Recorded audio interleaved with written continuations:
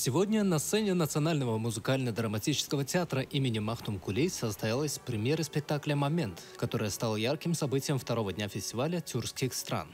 Перед началом спектакля гостей фестиваля порадовали выступления туркменских музыкантов, исполнивших прекрасные композиции, создавшие в фойе театра атмосферу праздника и единения.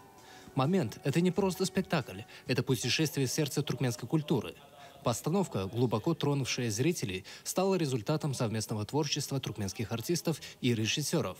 Действие спектакля разворачивается на фоне живописных декораций, воссоздающих атмосферу традиционной туркменской деревни.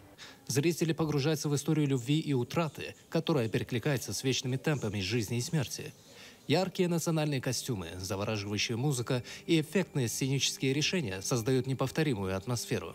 Второй фестиваль тюркских стран стал настоящим праздником культуры и дружбы. Представители Казахстана, Узбекистана, Кыргызстана и Турции с восторгом встретили премьеру «Момента». Спектакль «Момент» — это не только триумф туркменского театра, но и свидетельство того, что культурное наследие тюркских народов продолжает жить и развиваться.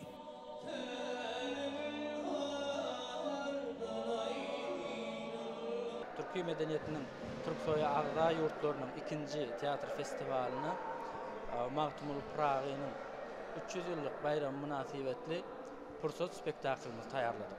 Elbette tiyatr canlı sunğut, ol kinodan tapawdy, ol tomoşaçy bilen gönümel gürleşikde gatnaşykda bolýarlar. Şoň üçin hem canlı sunğut diýip hasaplanýar. Magtumul Pragi'nin keşfini açyp görkezmek üçin yeni bir synaşyk diýip hasap edýär. Kynçylyklar iş prosesinde elbette aktörlerimize de ansat bolmady, rejissör hükmünde özüme de ansat bolmady.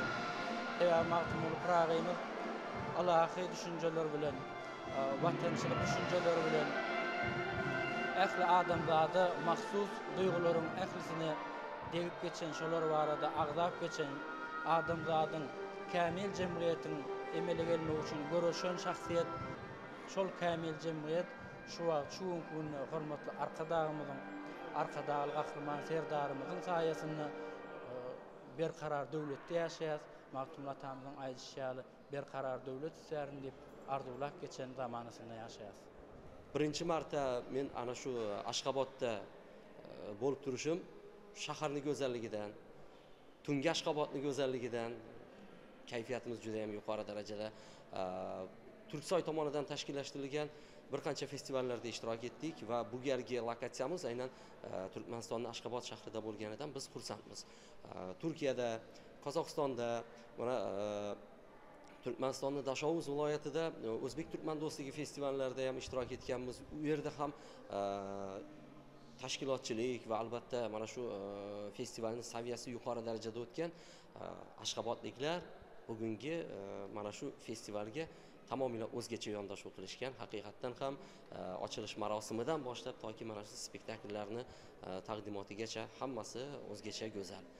Buning uchun minnatdorchilik izhor qilamiz va albatta har bitta davlatdan tashrif buyurib o'zini spektaklarini tomoshabinlarga taqdim qilayotgan ijodkorlarni ijodlariga omad, muvaffaqiyatlar tilaymiz. Festival ishlariga rivoj tilaymiz. Rahmat. Biz begeniyat buýsanýar bir ajaýyp ýurtymyzda şular ýaly halkara derejesindäki festiwallaryň geçirilýänligine, begeniyat teatr ustatlarynyň kämilleşmegine, taraşlanmagyna getirýän bu festiwallar, bu bähleşikler biri hasam bir ilhamyň joşmagyna getirýän. Bugunky gün şu teatr festiwalyna biziň Türkmenistanyň Magtumul adyndaky Milli Drama teatrymyzyň Agzybir döretçilik topary gatnaşýar.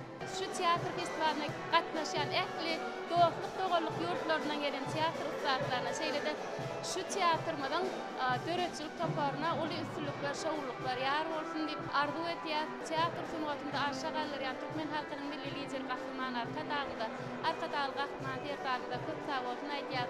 Bu gahrymany arkadagynyň arkadagy gahrymany terdarymyň janlary sag bolsun, ömürleri uzak bolsun. Alp barýan iyi ýurt bähli tutun işlerini ähli diňe rowaşyklara beklenýär.